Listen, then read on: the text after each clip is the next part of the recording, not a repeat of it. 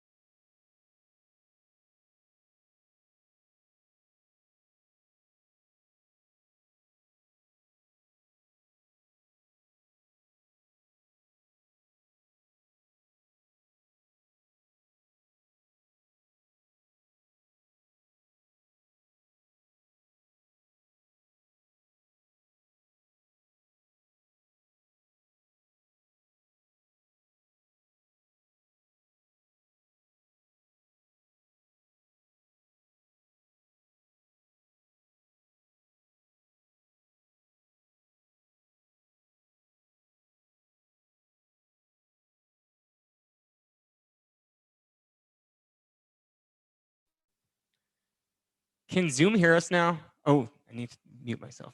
Yeah, I know. Sorry, Jeff. I'm really sorry. We were just talking about everybody here in the room and you didn't get to hear anybody that. But Jeff, I wanted to say hi to you and see how you're doing.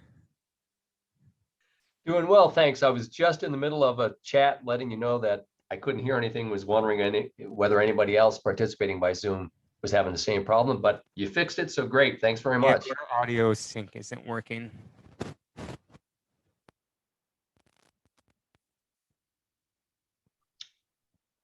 Oh. Sounds like the problem is back.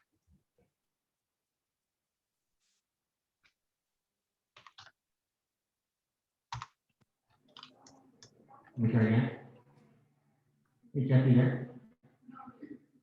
No. Can you hear me at least, Jeff? Yeah. You can hear me? Okay. Yeah, it sounds like it's We'll work on our audio from you next time. Sorry about that. Wanted to say hi. Later today, we're using few announcements that start thinking what you might want to share with me.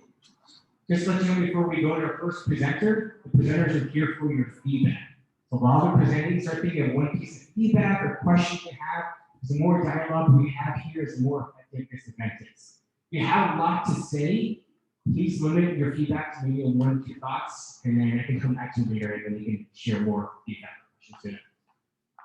So we're going to move on to our presenter, which is MacroMenu. Eating out with a dietary restriction sucks. You have to deep dive into the internet, decode the menu, and interrogate the staff. Our target market is people with food allergies, celiac, and gut conditions. We built a small user base and community with our MVP. The growth plan is to now focus on our partnerships. We'll build a streamlined system for restaurants to super easily generate filterable allergy menus so we can start to charge users a monthly subscription for access. Let's give a big round of applause to Kayla and MacroMenu.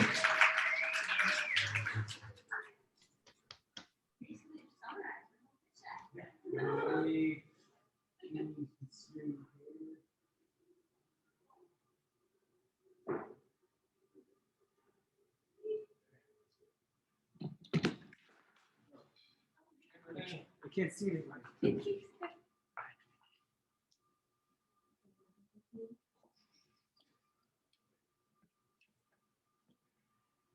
Yeah. Yeah. Okay, cool. Thank you guys. So my name is Kayla and I'm the CEO of MacroMenu. When I was 8, I was diagnosed with celiac, which basically means that anytime I am in bed, thrown up for 24 hours, sick by stomach. And this is even with really, really small amounts like another food, touching my food. So naturally, this makes me pretty nervous to have other people prepare my food for me because I have to avoid it at all costs. So this makes me more difficult. And I am not alone in this. 1 in 3 people in America have some kind of dietary restriction. And being a restaurant manager and server myself, I've seen lots of horror stories of this. So there's no easy way for people with food allergies to eat out safely, which is where MacroMenu comes in. We are a platform to find allergy-safe restaurants and menus that filter by ingredients.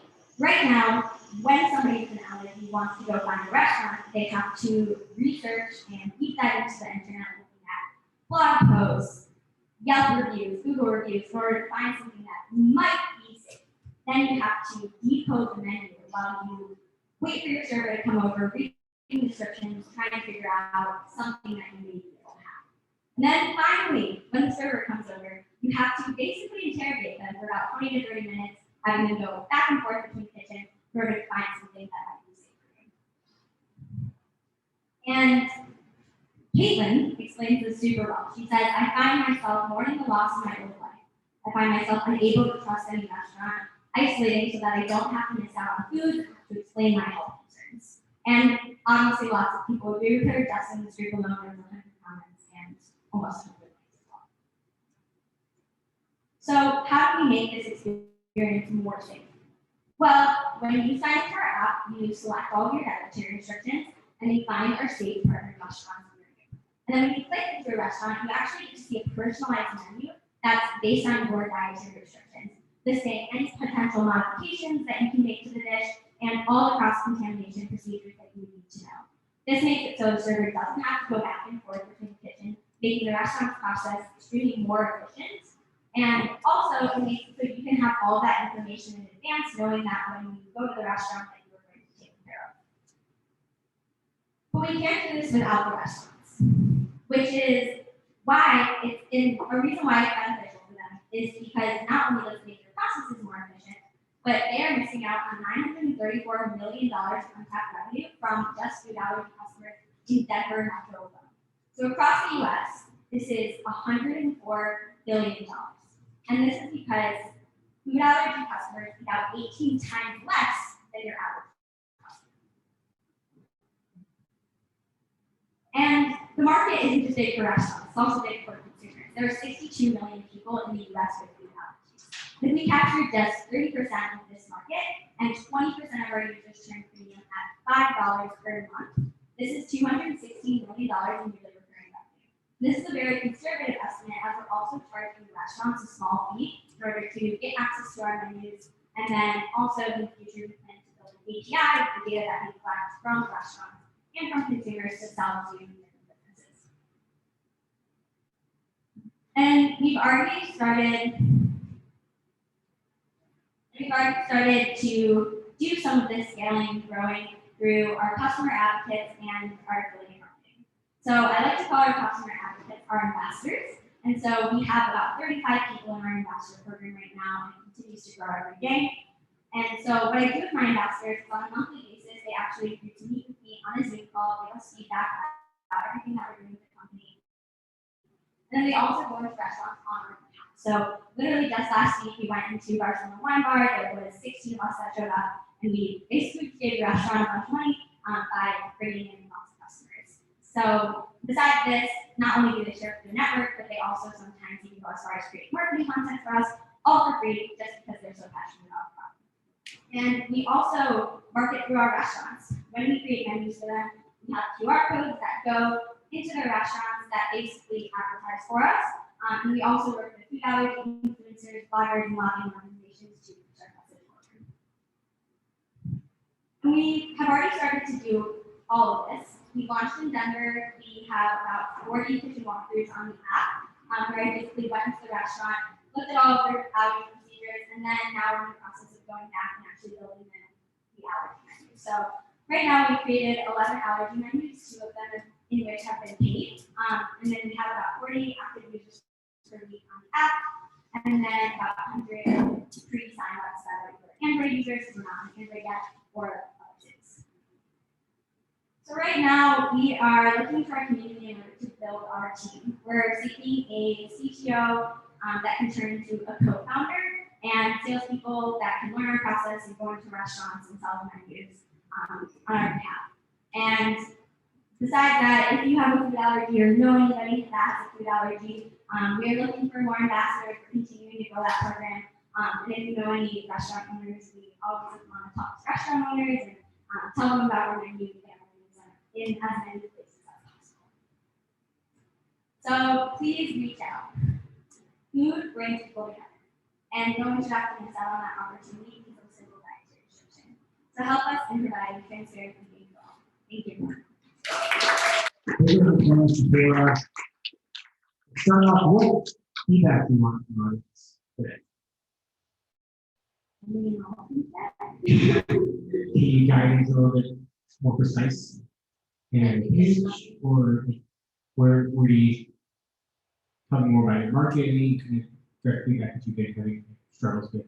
You have questions that you might want to answer. Yeah, absolutely. So I guess my biggest struggle right now is kind of just like the length of the sales process. So the 2 paid restaurants were like super easy to get, and so it's either hit or miss with it. Basically, they either go in and show them my demo, and they're like, okay, cool, like, let's start tomorrow, or they're like, oh, like, can you see a demo? And so what that includes is me actually spending like an hour, 2 hours, and then going through like half of their menu and building the demo, and then having to test it with my ambassadors and with us sending customers.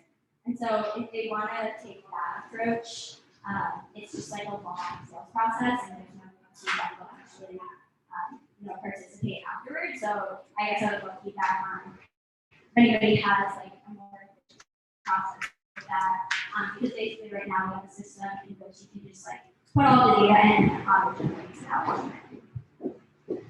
Do you guys see that question came up? All right, there we go.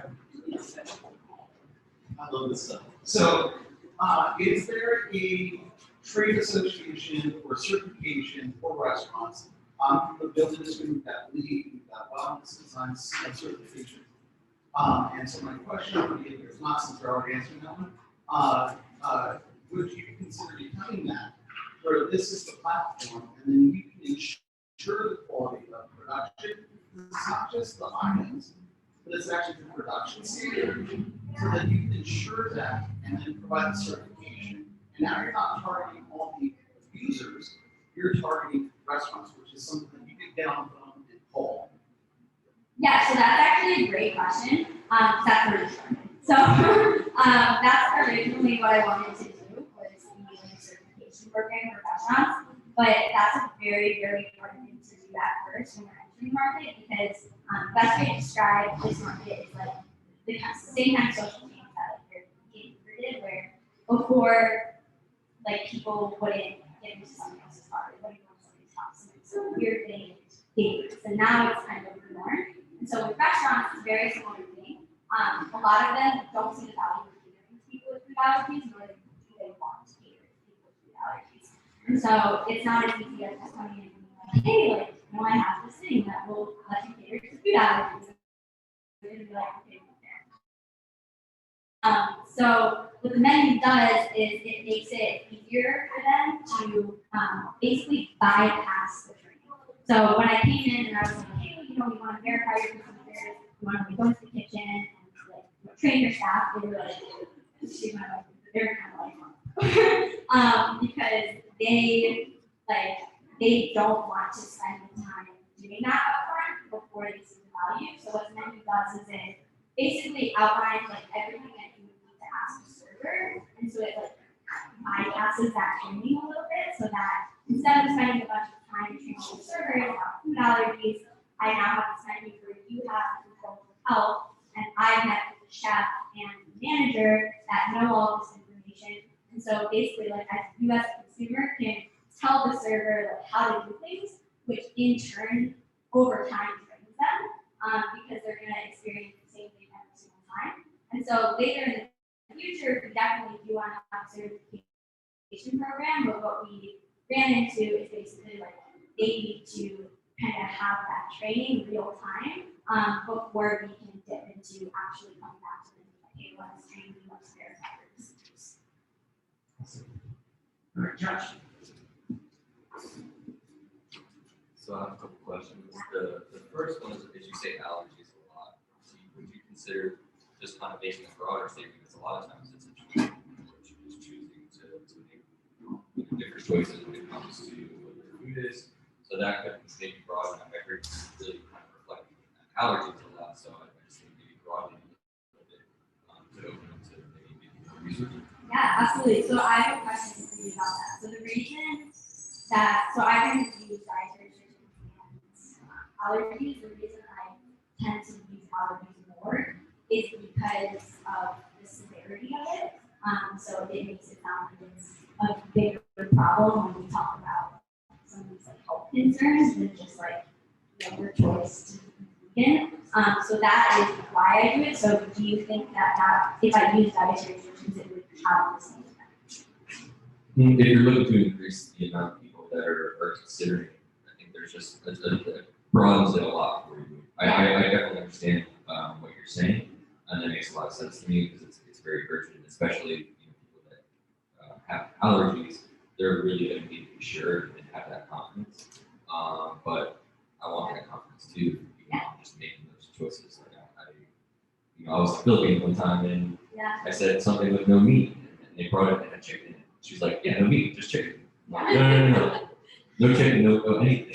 So like, it can get, that's a different place, but I mean, it can happen anywhere where how seriously you want to take it, what you're putting in your body. My second thing is like where you have found success so far. I have some ideas of other businesses that you may not consider. Yeah, absolutely. You mean in terms of restaurants or Yeah. users?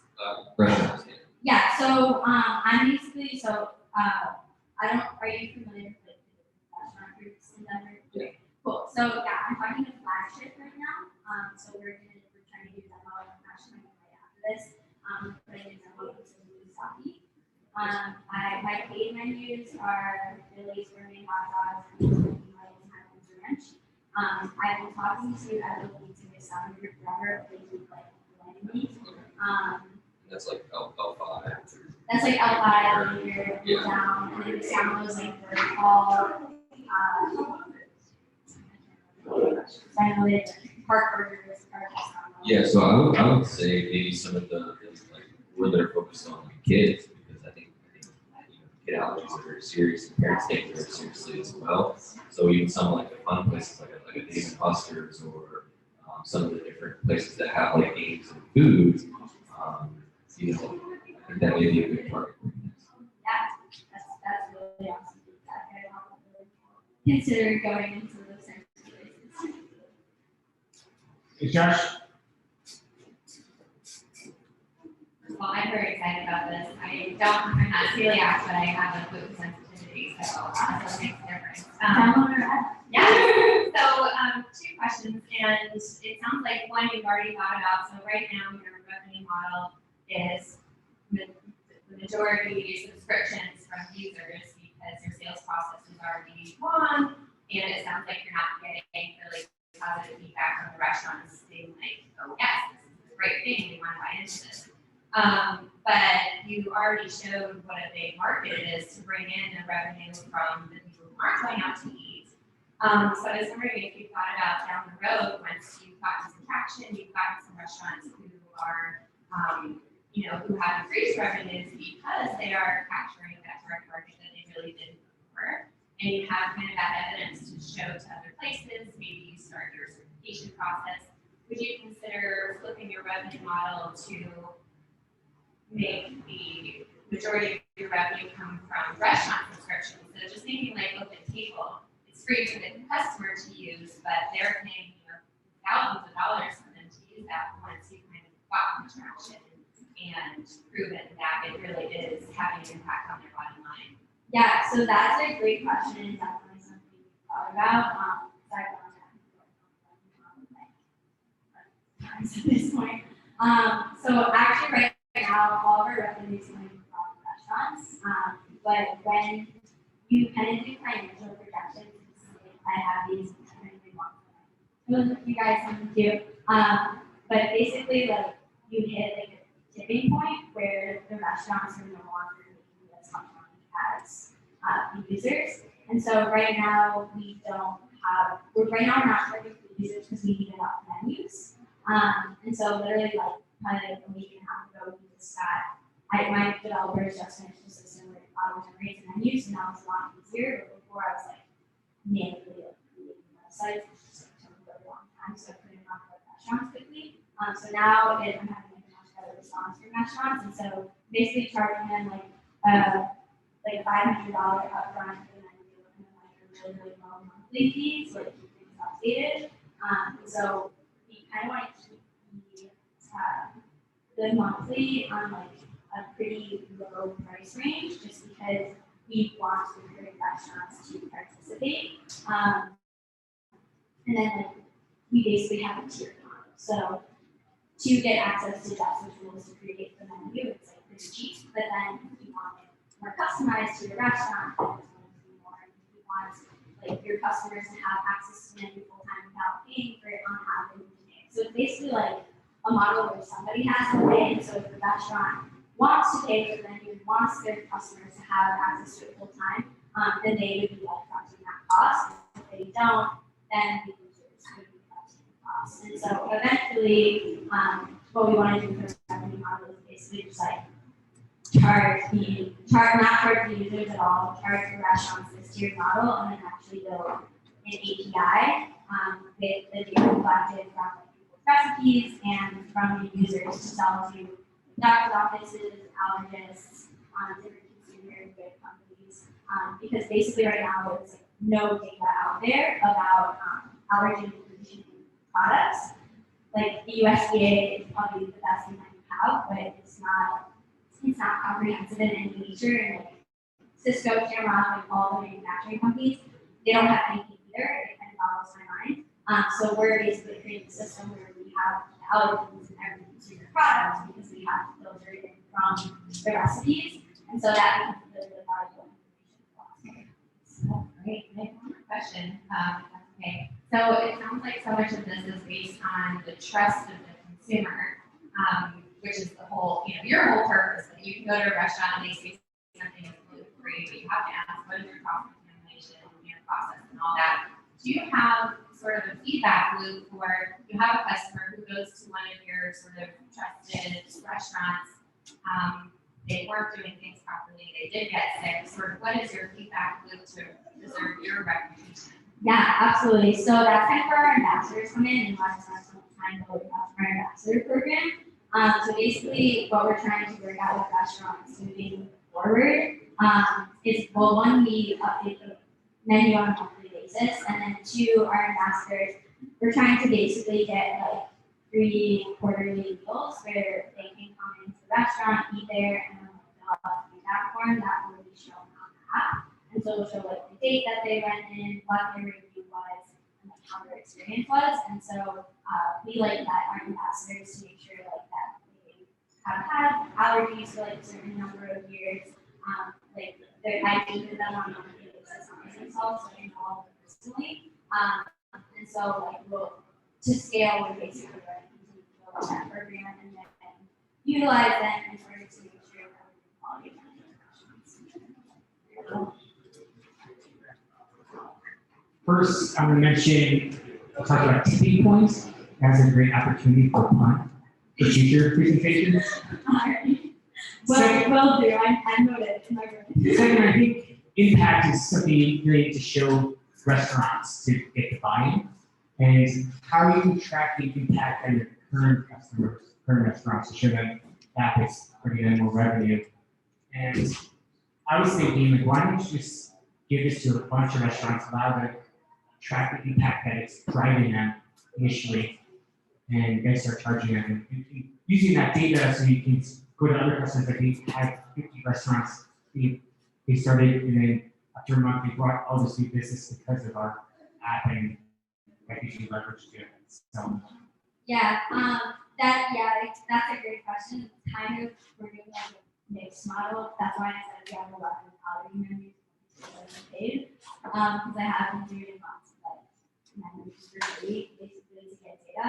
And so the way I'm trying to track them is the QR codes that are at the restaurants, like we drop them off at the restaurants, and so I can track QR code scans, and I can track basically track them on our website. And then what I'm trying to get from restaurants at the moment, I haven't like rolled it out with anybody. I'm trying to get a 5% discount code that people can use just so I have like a better estimate of who is coming in from us.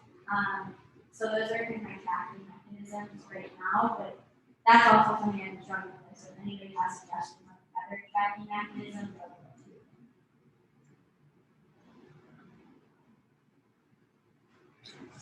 So quick thought on the trying to get feedback on who's actually coming in. 5%, that's relatively low, that's helpful. I wonder if you could also convince a restaurant of like free treat or free something, so it's not as much of a calculation. It's just, oh yeah, we're gonna wipe that cost off. okay. Yeah, no, that's great. Yeah. Maybe it'll be more receptive to that.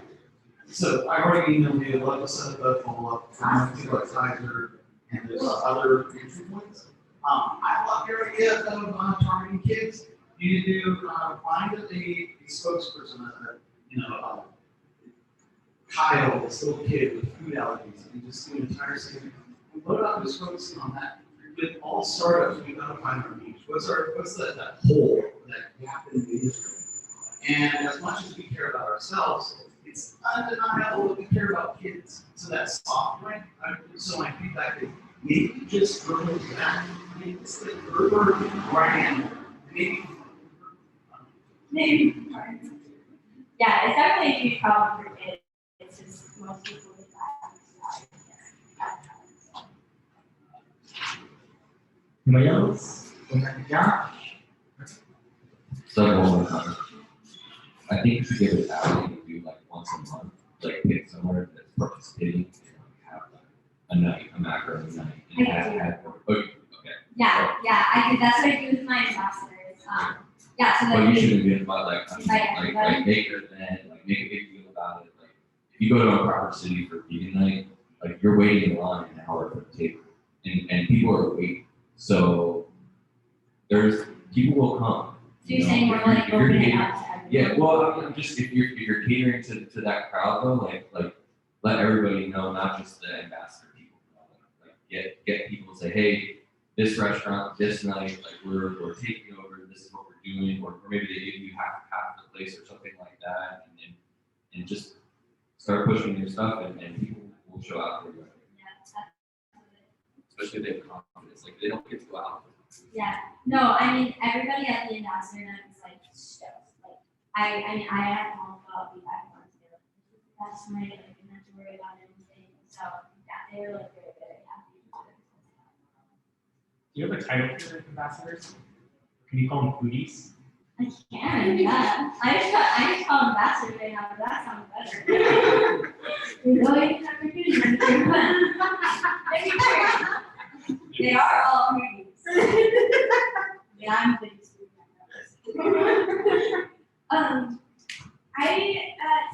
So my company is Eric. We are a multi-sided platform. We have, event creators are our restaurants. We do, and so we've gone through a lot of these kind of challenges of like, why should we use what you have? And so one thing that we really started to see the importance of is just setting up automated systems that show them the value that they're getting. Like, even though it's apparent to you, it's not apparent to them unless you like beat them over the head with it. Like, hey, your weekly update, you got 5 new customers based on, that ordered vegan stuff through our system. That's something yourself recognizing. Yeah. So like, how would you suggest doing that? Because restaurants aren't always like they obviously don't want extra work, so I can't really change their systems or anything. So I've been struggling with like best ways to track that. Yeah, I think when we work with restaurant owners who have their host spaces for this, so one thing that we found is just they'd rather jump on the phone with you for 10 minutes than you send them an email. Absolutely. Yeah. So maybe catering it, knowing your customer and saying, okay, this is what they like. Maybe it's just we hire someone who gets phone calls, like, and hey, just want to give you an update and check in on you and see if you feedback. Looks like you guys have gotten 10 more people in this month. Yeah. So, yeah, absolutely. No, that's great. They're very busy people. Oh yeah, it's like it's impossible. Sometimes. So yeah, we're still learning to like really quickly dashboard and what you see. Yeah, it's not the hard things here. So one of my biggest struggles with that is just like I don't really have like a strong for not kind of like fire from down here. I have the girls kind of like leading my time routine and then like interns, and so things just kind of move at a slower pace, which is a big struggle for me. So I don't know. If anyone has suggestions about that, I have like a job set, but yeah, it's been a really big struggle for me to like kind of consolidate.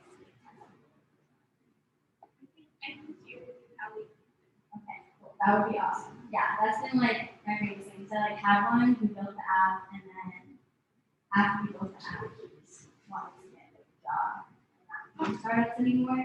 So I've been kind of like alone / using some technical help for So the app didn't cater to his needs. It's not intended. It's not. Any other last feedback, questions? Awesome. Is there a way on the app to like almost check in? Like, 'cause you don't know if somebody actually used it at a restaurant right now, right? So it's like, is there a way, A, for me to, I don't know, check in that I actually used it, or B, like give feedback on the restaurant? Like, I know your investors can write up review, but not a user.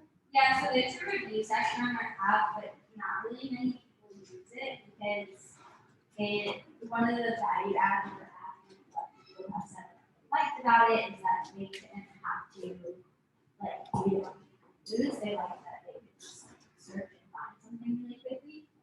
So I would say probably not as many people use the review section, and then there's currently no check-in. That is not a feature that we were able to build out before you left, and now because I don't really have as much technical help, it's something that's very difficult. Because I want them to right now focus more on like streamlining the restaurant process, and so we haven't really touched the features on the app. All right, Allie, last one. Well, I think if it's possible to have a review that one click, you know, like was this good? Yes, I'm done. Or yeah, like that. But yeah, absolutely. Which is great feedback. I would love to implement it. Yeah, I know it's the way we could just. It really, yeah. I feel like one thing like that would take like 2 months at this point. So I'm trying to figure out if there's like more of a manual way to implement something like that, because that would be great, but like diving into the code of the app and trying to like figure that out just always takes so much longer than you want it to. Taylor, quick question. How did you come up with the name MacroMenu? Yeah, so I was a bodybuilder, and so originally when I started this company, I wanted it to be like macronutrient filters plus allergies. And so that's still something I want to do, it's just not really my focus. And so basically on the menu, beyond allergies, I also want to have nutrition facts and for you to be able to like grab like your macronutrient filters and have a whole personalized menu with all of your dietary restrictions and then also like nutrition ingredient analysis. And so that's where MacroMenu came out of, because it's macronutrients. And final question, final question. What is a community can do for you? I'm just looking for like more connections. Like I said, I'm looking for a technical co-founder and have a job spec. So if anybody like knows people or wants to send out a job spec, that would be super helpful.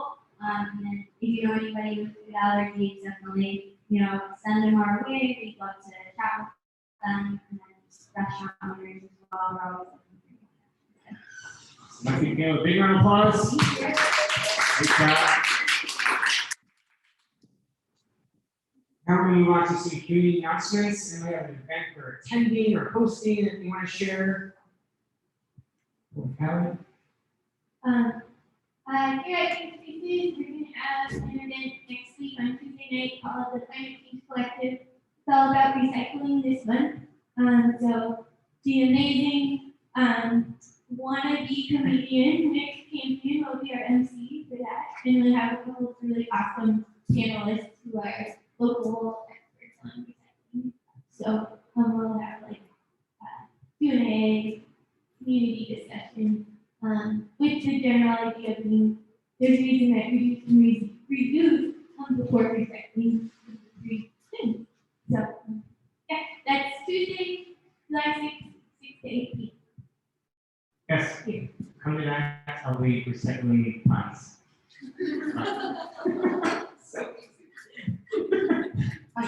July 28th, I'll be hosting an event in the Triangle Building, which is on 16th Street.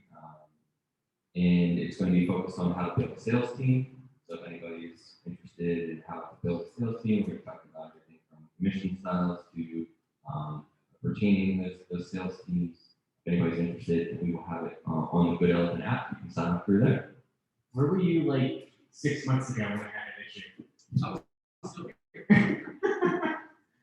Anybody else?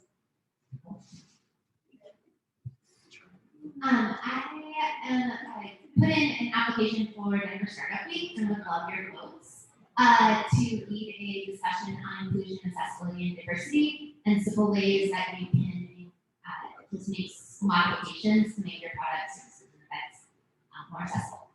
So please go on. It's called Beyond the Buzzwords, and voting is open for all of the Denver Startup Week events. So definitely just check out everything that they have to offer. Awesome. You guys are doing announcements, send me those links, I'll post them on the LinkedIn group. Anybody else have a community announcement?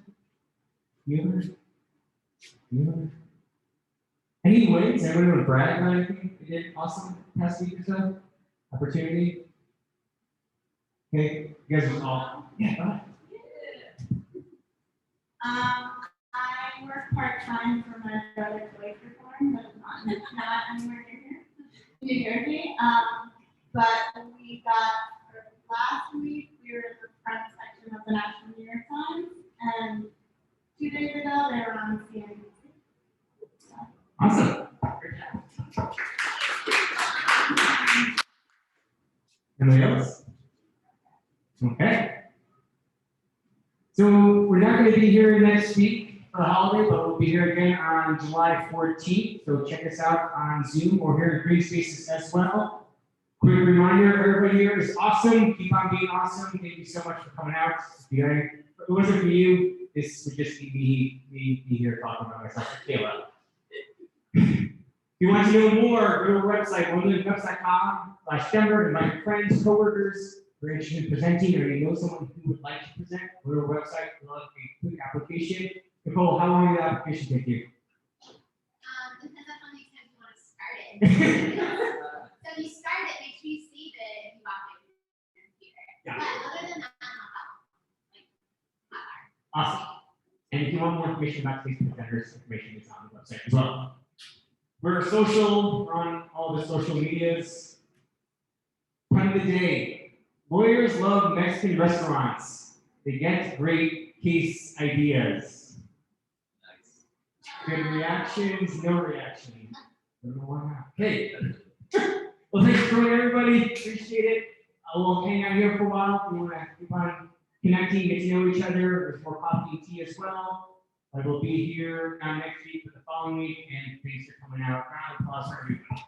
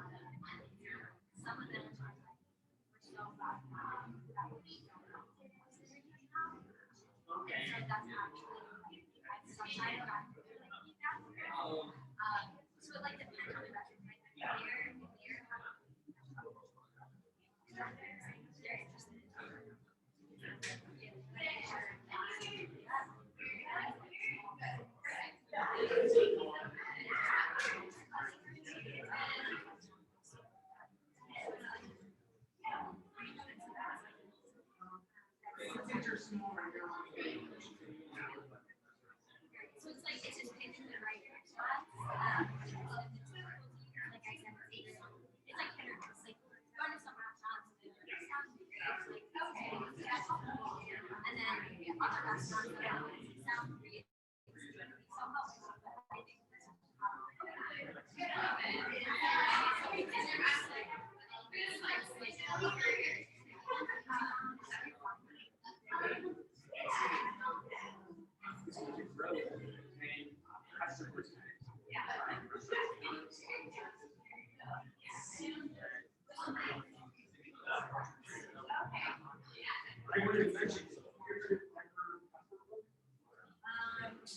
I have actually.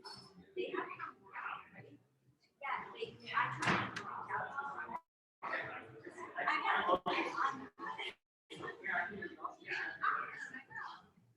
yeah, I wanted to get on it. I'll try to get it done.